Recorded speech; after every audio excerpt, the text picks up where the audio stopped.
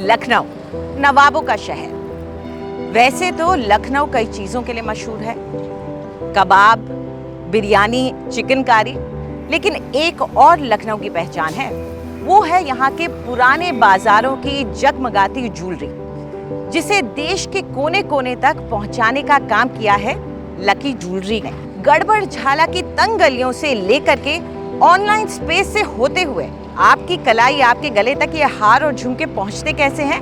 फ्लिपकार्ट की मदद से। आइए इस सफर पर आपको ले चलते हैं।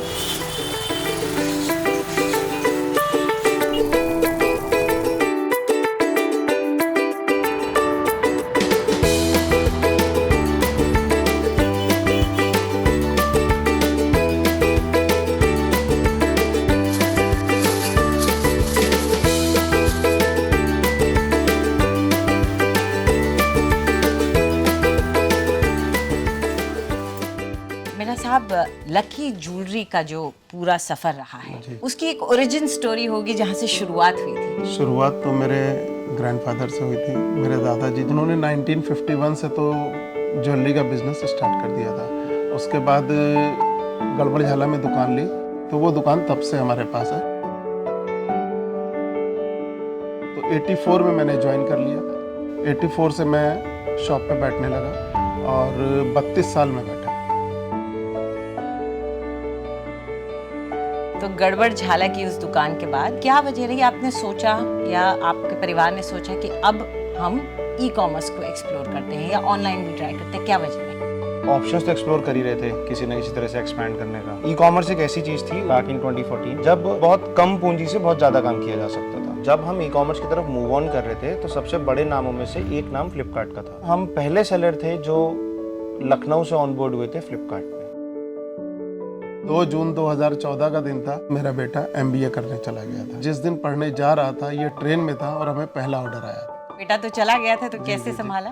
थोड़ी दिक्कत तो हुई थी, लेकिन प्रोसेस तो हुआ। तो अभिनव, थोड़ा सा हमें समझाइए कि किस तरीके से ई कॉमर्स ने आपको अपने बिजनेस को, अपनी उस दुकान से स्केल अप करने में मदद की। अब सब ट्रैक ड्रिवन हो गया, चीज़ें इजी हो गई हैं, डैशबोर्ड पे मिल जाता है, तो इट्स इजी टू गो। ये कस्टमर इनसाइट्स हैं, ये फीडबैक है, इस चीज़ में ये ऐड ऑन चाहिए। अब तो बायर के क्वेश्चन आंसर्स भी आने लगे हैं। हमारे एक्सपैंड करने का जो मेन रीज़न रहा है वो हमारा फ्लेवर रहा है। जो चीज़ हम बना रहे हैं उसमें हम अपना फ्लेवर ऐड ऑन कर रहे हैं, तो वो फ्लेवर मेंटेन करने के लिए हमने थोड़ी बहुत मैन्युफैक्चरिंग असेंबलिंग स्टार्ट की। और एक स्पेशलिटी मैं देख रही थी कि आपके यहाँ बहुत ज़्यादा फीमेल स्टाफ।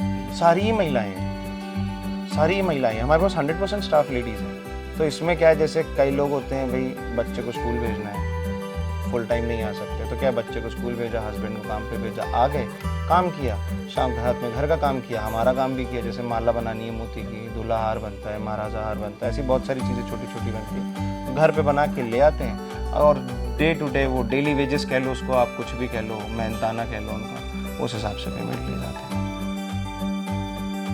तो साक्षी, ये बताइए कि 4 पीढ़ी से चला आ रहा बिजनेस है, लेकिन अब आप लोगों के हाथ में आया है। यंग कपल्स के लिए आप लोगों ने क्या इंट्रोड्यूस किया है? यंग कपल्स के लिए हमने मियां बीवी कलेक्शन स्टार्ट किया है, और डाइवर्सिफिकेशन कैटेगरी में हमने एक भगवान ज्वेलरी ऐड की है। बेसिकली ऑडियंस जो है वो कंफ्यूज हो जाती है भगवान ज्वेलरी और टेम्पल ज्वेलरी। दे थिंक कि दोनों सेम है, बट दोनों बहुत डिफरेंट हैं।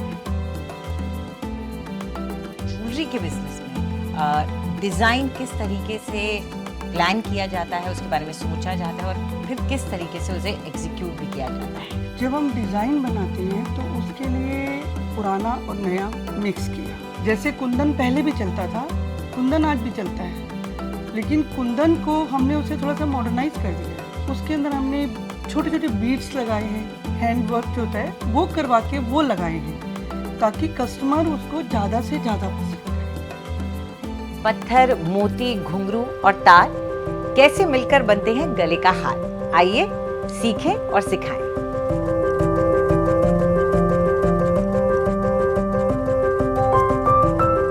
पीछे का एक बेस होता है, उसको गोल्ड प्लेट कराते हैं। जो रेप्लिका होती है चांदी की, हूबहू जो लगे के अंदर चमक रही है चांदी जैसी चीज, वो लगाई जाती है। उसके बाद कांच रखा जाता है। ये तो एक नग बना। फिर वहाँ पे हम लोग वो डिसमेंटल्ड स्टोन्स जो होते हैं अलग अलग रखे हुए, उसको रख के ना एक डिज़ाइन बनाते हैं। जब वो डिज़ाइन एक रूप ले लेता है फिर उसको हम लोग पिरोना शुरू करते हैं। वैसे एक एक मोती तार में डाल के गोल घुमा के छल्ली बनाना, फिर उस छल्ली को एक रिंग में डालना जो ऐसे मेटल का रिंग होता है, तो 10-10 8-8 मोती जोड़ के इतनी बड़ी बड़ी गुच्छियाँ बनती हैं। वो गुच्छी फिर एक नेकलेस के नीचे लगती है। इस तरीके से एक नेकलेस रेडी होता है।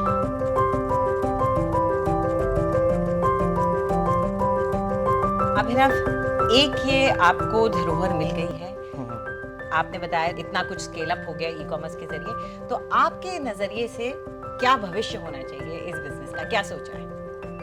तो एक विरासत है जो मतलब मेरे परदादा जी ने मेरे दादाजी को पास ऑन करी, उन्होंने मेरे फादर को और मेरे फादर ने मेरे को, और इसके साथ में स्किल सेट दिया, वो एक नज़रिया दिया चीज़ों को देखने का, एक कैसे काम करना है वो दिखाया। तो मैं भी ये चीज़ चाहूँगा कि मेरी आने वाली जितनी जनरेशन्स हो वो इसी में रहे और इसी बिज़नेस को आगे बढ़ाएं, एक लेगेसी मेंटेन करके चलें।